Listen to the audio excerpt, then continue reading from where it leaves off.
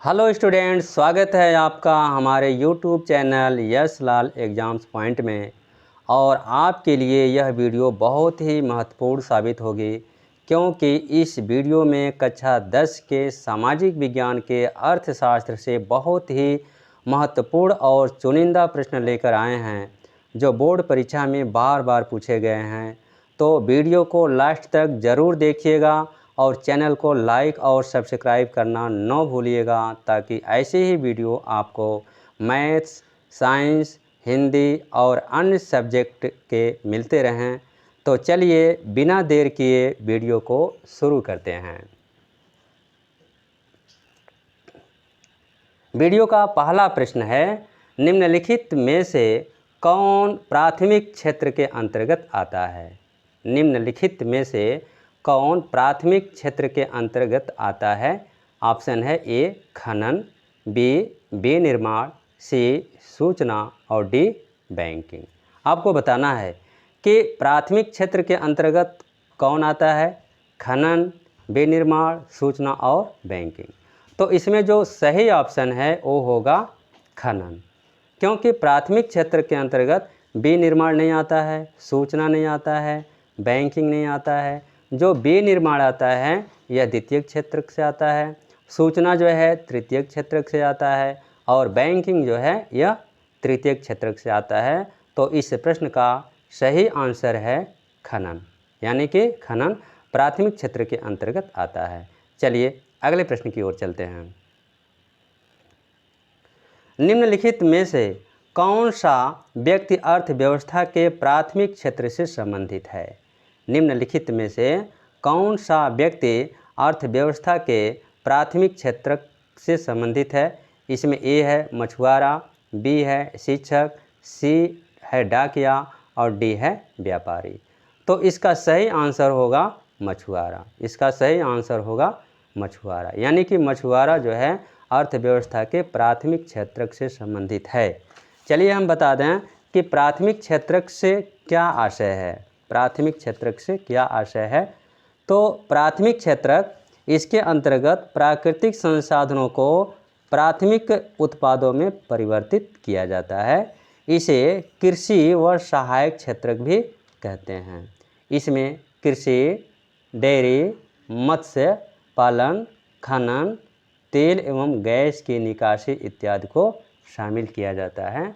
तो प्रश्न नंबर 2 का जो सही आंसर होगा वह होगा ऑप्शन 2। चलिए अगले प्रश्न की तरफ चलते हैं। एक वस्तु का अधिकांशतः प्राकृतिक प्रक्रिया से उत्पादन सम्मिलित है। एक वस्तु का अधिकांशतः प्राकृतिक प्रक्रिया से उत्पादन सम्मिलित है। तो इसमें क्या सम्मिलित है? पहला है प्राथमिक क्षेत्रक, दूसरा है द्वितीय क्षेत्रक, तीसरा है तृतीय क्षेत्रक और लास्ट है चौथा ऑप्शन जो है सूचना प्रौद्योगिकी। तो हम आपको बता दें कि एक वस्तु का अधिकांशतः प्राकृतिक प्रक्रिया से उत्पादन सम्मिलित होता है प्राथमिक क्षेत्रक से। किससे होता है?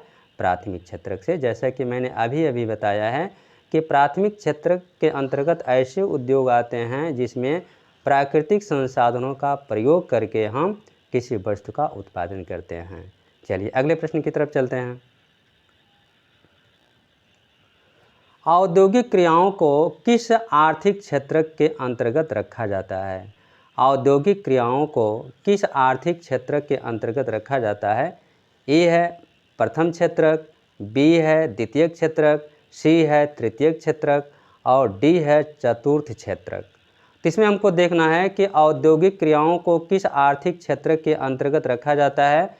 तो औद्योगिक क्रियाओं को हम द्वितीय क्षेत्र के अंतर्गत रखते हैं और द्वितीय क्षेत्र को हम निर्माण क्षेत्र भी कहते हैं। द्वितीय क्षेत्र को हम क्या कहते हैं? विनिर्माण क्षेत्रक भी कहते हैं। विनिर्माण क्षेत्रक भी कहते हैं। चलिए अगले प्रश्न की तरफ चलते हैं। अगला प्रश्न है, भारत में आर्थिक गतिविधियों में तृतीय क्षेत्र में कौन सम्मिलित है? भारत में आर्थिक गतिविधियों में तृतीय क्षेत्र में कौन सम्मिलित है? कृषि है क्या? उद्योग है क्या? सेवाएं हैं क्या? कृषि संबंधी गतिविधियां हैं क्या? तो भारत में आर्थिक गतिविधियों में तृतीयक क्षेत्र के अंतर्गत क्या शामिल होता है? तो तृतीयक क्षेत्र के अंतर्गत सेवाओं को सम्मिलित किया जाता है, जिसमें बैंक है, बीमा है, दूरसंचार है और परिवहन है। ये सभी चीज़ों को सम्मिलित किया जाता है सेवा क्षेत्र में, और सेवा क्षेत्र को ही हम क्या कहते हैं? तृतीयक क्षेत्र कहते हैं। तो एक बार फिर, भारत में आर्थिक गतिविधियों में तृतीयक क्षेत्र में कौन सा शामिल है? तो कृषि नहीं है, उद्योग नहीं है, क्या होगा? सेवाएं हैं। तो इसका ऑप्शन सी सही होगा। चलिए अगले प्रश्न की ओर चलते हैं। अंतिम वस्तुएं एवं सेवाएं क्या होती हैं? अंतिम वस्तुएं एवं सेवाएं क्या होती हैं? सीधे उपभोक्ता द्वारा प्रयोग होती हैं क्या? सीधे विक्रेता द्वारा प्रयोग में लाई जाती हैं क्या? उत्पादन की सीमा में सम्मिलित हैं क्या? उपरोक्त सभी। तो इसका सही आंसर होगा अंतिम वस्तुएं एवं सेवाएं वे होती हैं जो सीधे उपभोक्ता के द्वारा प्रयोग में आती हैं, यानी कि इसका विकल्प ए सही होगा। चलिए अगले प्रश्न की तरफ चलते हैं। किसी विशेष वर्ष में उत्पादित, किसी विशेष वर्ष में उत्पादित, यहाँ देखिए गैप दिया है, लिखा है कि मूल्य के कुल योगफल को जीडीपी कहते हैं। जीडीपी कहते हैं। जीडीपी का मतलब ये होता है ग्रॉस डोमेस्टिक प्रोडक्शन, यानी कि सकल घरेलू उत्पाद कहते हैं। किसको बोलते हैं? ये है सभी वस्तुओं और सेवाओं, सभी वस्तुओं और सेवाओं को, सभी अंतिम वस्तुओं और सेवाओं के मूल्य को, और सी है सभी मध्यवर्ती वस्तुओं और सेवाओं के मूल्य को, डी है सभी मध्यवर्ती एवं अंतिम वस्तुओं और सेवाओं के मूल्य को। तो इसमें जो सही ऑप्शन होगा वह होगा सभी अंतिम वस्तुओं और सेवाओं के मूल्य के कुल योगफल को हम क्या कहते हैं? जीडीपी कहते हैं। तो इस प्रश्न का सही जो आंसर होगा वो विकल्प क्या होगा? बी होगा। चलिए अगले प्रश्न की तरफ बढ़ते हैं। निम्नलिखित में से किस वर्ष महात्मा गांधी राष्ट्रीय ग्रामीण रोजगार गारंटी एक्ट चलाया गया है? निम्नलिखित में से किस वर्ष महात्मा गांधी राष्ट्रीय ग्रामीण रोजगार गारंटी एक्ट चलाया गया है? तो इसका ऑप्शन है ए वर्ष 2008 में, बी वर्ष 2010 में, सी वर्ष 2005 में और डी वर्ष 2000 में। तो इस प्रश्न का सही आंसर होगा वर्ष 2005 में, यानी कि महात्मा गांधी राष्ट्रीय ग्रामीण रोजगार गारंटी एक्ट चलाया गया है किस वर्ष में? वर्ष 2005 में। पहले महात्मा गांधी राष्ट्रीय ग्रामीण रोजगार गारंटी एक्ट को हम राष्ट्रीय ग्रामीण रोजगार गारंटी एक्ट के नाम से जानते थे, यानी कि इसको हम पहले नरेगा के नाम से जानते थे, बाद में इसको मनरेगा का नाम कर दिया गया है। चलिए अगले प्रश्न की तरफ बढ़ते हैं। संगठित क्षेत्र के अंतर्गत कौन सा अधिनियम शामिल है? संगठित क्षेत्र के अंतर्गत कौन सा अधिनियम शामिल है?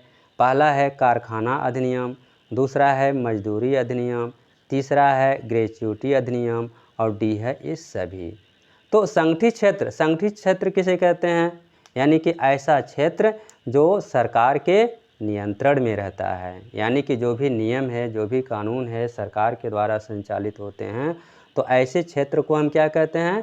संगठित क्षेत्र कहते हैं। तो इस प्रश्न का जो आंसर होगा ये क्या होगा? ये सभी, यानी कि चाहे कारखाना अधिनियम हो, चाहे मजदूरी अधिनियम हो, चाहे ग्रेच्युटी अधिनियम हो, ये सभी अधिनियम सरकार के नियंत्रण में संचालित किए जाते हैं। इसलिए संगठित क्षेत्र के अंतर्गत कौन सा अधिनियम शामिल है? तो सभी है। चलिए अगले प्रश्न की तरफ बढ़ते हैं। निम्नलिखित में से कौन सा व्यक्ति असंगठित क्षेत्र के अंतर्गत आता है? निम्नलिखित में से कौन सा व्यक्ति असंगठित क्षेत्र के अंतर्गत आता है? तो असंगठित क्षेत्र वह होता है जिस क्षेत्र पर सरकार का कोई नियंत्रण नहीं रहता है, यानी कि वह क्षेत्र क्या होता है? सरकार से फ्री होता है, उसका अपना कानून होता है, अपने नियम होते हैं, अपने नियम और कानून के द्वारा स्वयं क्या होता है? संचालित होता है। तो उसे हम क्या कहते हैं? असंगठित क्षेत्र कहते हैं। तो इसका ऑप्शन देखिए, हम देखते हैं कृषि मजदूर, बैंक मैनेजर, राजपत्रित अधिकारी और सैनिक। तो आप लोग देख रहे होंगे जिसमें जो ए है कृषि मजदूर, यह जो है ना यह असंगठित क्षेत्र के अंतर्गत आता है, क्योंकि कृषि मजदूर के लिए सरकार का कोई जो है इस तरह का नियंत्रण नहीं है मजदूरी या कोई भी कारोबार करने के लिए, जबकि बैंक मैनेजर, राजपत्रित अधिकारी और सैनिक जो है ना, ये हमेशा सरकार के नियंत्रण में काम करते हैं और सरकार के द्वारा बनाए गए नियम इन पर लागू होते हैं। तो एक बार फिर देख लेते हैं, निम्नलिखित में से कौन सा व्यक्ति असंगठित क्षेत्र के अंतर्गत आता है? तो कौन आता है? कृषि मजदूर आता है। और शेष जो है ना, बैंक मैनेजर है, राजपत्रित अधिकारी है और सैनिक है, सभी क्या हैं? संगठित क्षेत्र के अंतर्गत आएंगे। चलिए अगले प्रश्न की तरफ बढ़ते हैं।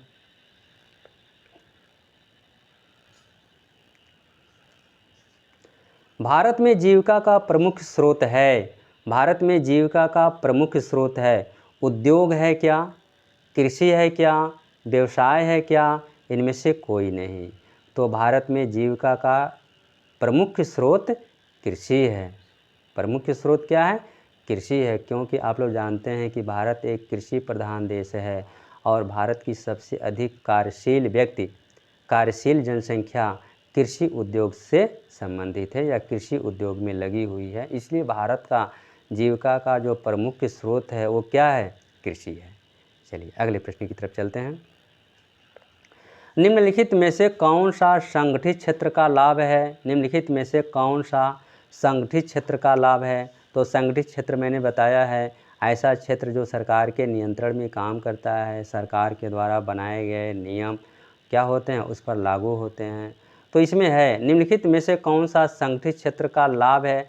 तो व्यापार सुरक्षा है क्या, स्वास्थ्य सुरक्षा है क्या, रोजगार की सुरक्षा है क्या, ये सभी। तो संगठित क्षेत्र का सबसे बड़ा लाभ क्या है? रोजगार की सुरक्षा है। क्या है? रोजगार की सुरक्षा है, क्योंकि जो भी व्यक्ति संगठित क्षेत्र में लगे हुए हैं उनका रोजगार क्या है? सुरक्षित है। चलिए अगले प्रश्न की तरफ चलते हैं। स्वामित्व के आधार पर अर्थव्यवस्था के क्षेत्र को कितने भागों में विभाजित किया गया है? स्वामित्व के आधार पर अर्थव्यवस्था के क्षेत्र को कितने भागों में विभाजित किया गया है? 1, 2, 3 एवं 4। तो स्वामित्व के आधार पर अर्थव्यवस्था के क्षेत्र को 3 भागों में बांटा गया है। जैसा कि आप लोग जानते हैं, अर्थव्यवस्था के क्षेत्र को 3 भागों में बांटा गया है। पहला क्या है? पहला जो है प्राथमिक क्षेत्रक है, दूसरा है द्वितीयक क्षेत्रक है और तीसरा क्या है? तृतीयक क्षेत्रक है। तो स्वामित्व के आधार पर अर्थव्यवस्था के क्षेत्र को हम 3 भागों में बांटे हैं। चलिए अगले प्रश्न की ओर। सार्वजनिक और निजी क्षेत्र किस आधार पर विभाजित हैं? रोजगार की शर्तों पर, आर्थिक गतिविधि के स्वभाव, उद्यमों के स्वामित्व, उद्यम में नियोजित श्रमिकों की संख्या पर। सार्वजनिक और निजी क्षेत्र किस आधार पर विभाजित किए गए हैं? तो ऑप्शन पहला है रोजगार की शर्तों के आधार पर, बी जो है आर्थिक गतिविधि के स्वभाव पर, और सी उद्यमों के स्वामित्व पर, और डी क्या है? उद्यम में नियोजित श्रमिकों की संख्या पर। तो मैं बता दूं कि सार्वजनिक और निजी क्षेत्र किस आधार पर विभाजित है? उद्यमों के स्वामित्व पर। यानी कि ऐसा उद्यम जिसका स्वामित्व सरकार के हाथों में है उस उद्यम को सार्वजनिक उद्यम कहेंगे, और ऐसा उद्यम जिसका स्वामित्व निजी व्यक्तियों के हाथों में है उसको हम क्या कहेंगे? निजी उद्यम कहेंगे या निजी क्षेत्र के उद्यम के नाम से जानेंगे। चलिए अगले प्रश्न की तरफ बढ़ते हैं। द्वितीयक क्षेत्रक को अन्य किस नाम से जाना जाता है? द्वितीयक क्षेत्रक को अन्य किस नाम से जाना जाता है? पहला है प्राथमिक क्षेत्रक, बी है खनन क्षेत्रक, सी है औद्योगिक क्षेत्रक, और डी क्या है? कृषि क्षेत्रक। तो मैं बता दूं कि द्वितीयक क्षेत्रक को अन्य किस नाम से जाना जाता है?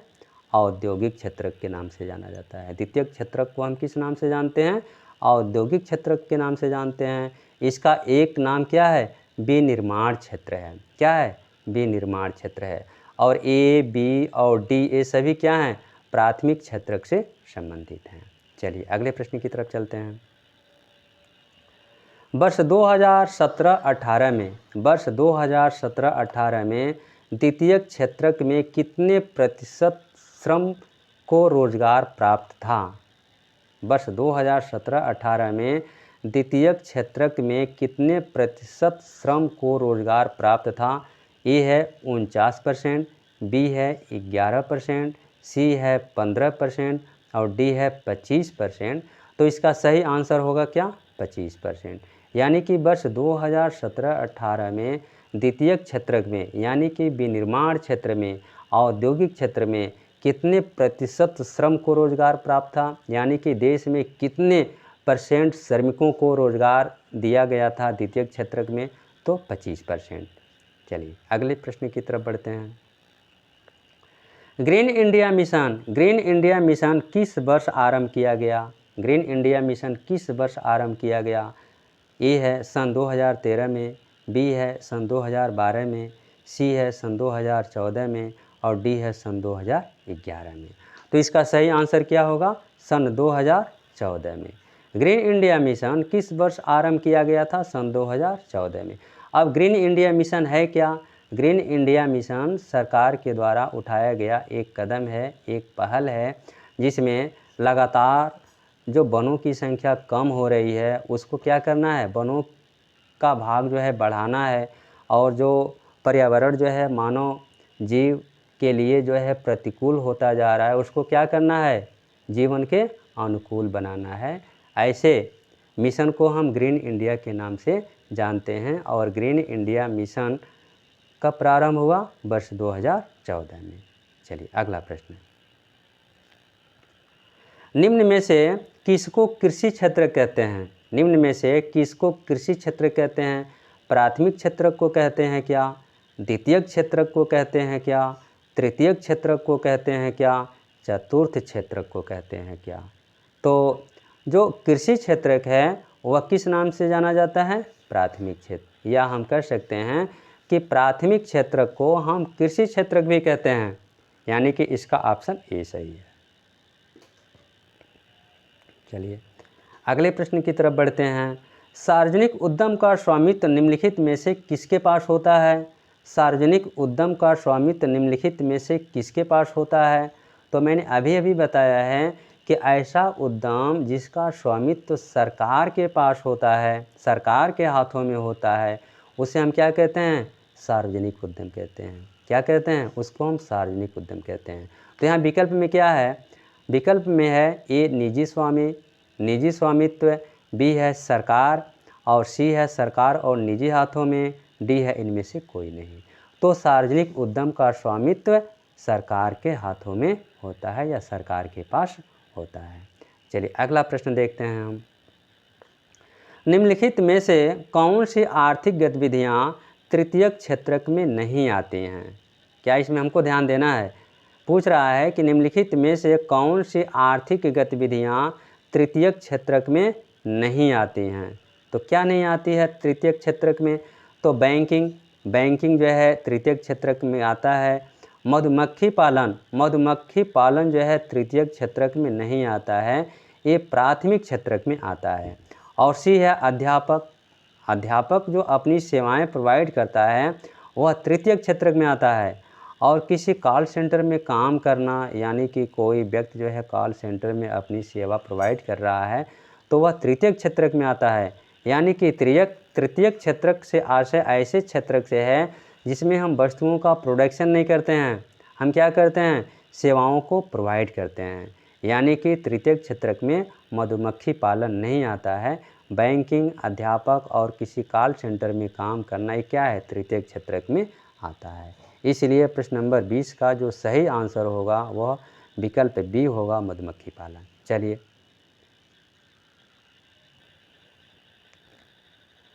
तो हमें उम्मीद है कि यह वीडियो आपको पसंद आया होगा। ऐसे ही अन्य वीडियो को देखने के लिए हमारे चैनल को सब्सक्राइब करना और लाइक करना न भूलें, ताकि आपको समय समय पर ऐसे ही वीडियो मिलता रहे। धन्यवाद।